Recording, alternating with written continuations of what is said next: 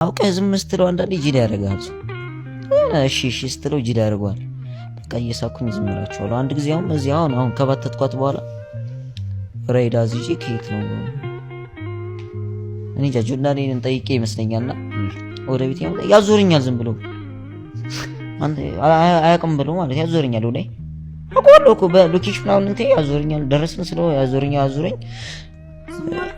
300 ብር ምናምን መጣ። ግን ያው ታውቃለህ ሾፌር ምናምን በቃ እንትን ብዬ ተግባብቻለሁ። ከፍዬ ወረድኩ። ምን ያህል ነው ያዞረህ ነው? አላዞረህ ያራዳልች አንቺ ዞርኩኝ። በቃ የሆነ በዛው ማላቃቸውን ሰፈሮች ምናምን አየኋቸው። ለምን ዝም አልከው?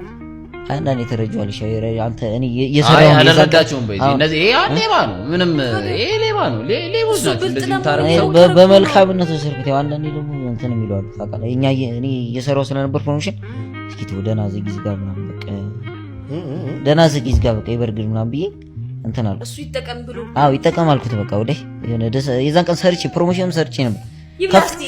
በቃ ደስ አለኝና እንትን ጨምሬ ምናምን እስኪ ዛሬ ልበላ ብለን የወጣው ከቤት በቃ ደውይልኝ ምናምን አለኝ። ከዛ ደውይልኝ ዮኒ ምንድን ነበረ የምታደርገው? ምን እንደዚህ ቢመጣ አንዴ ነገር ያለው እሱ አረ እኔ ልንገርህ፣ ይሄን ተመሳሳይ ታሪክ በባጃጅ ልንገርህ። ባጃጅ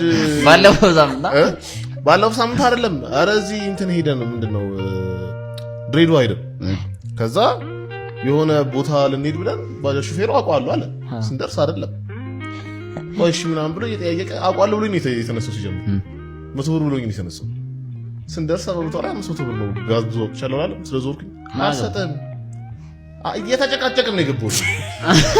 እኔ ወግ እየበላው እሱ እንደዚህ የያዘኝ ጥል ነው የሚመስለው። አገባው አልሰጠን 100 ብር ያው እያልኩኝ ገባው። በቃ አለቀ። ማን ሲጀምር ጊዜን ገድሎታል። ስንት ወረሽ 100 እሱ ጋር ቁልጥ ሊሆን እኮ ነው። ገብቶሃል?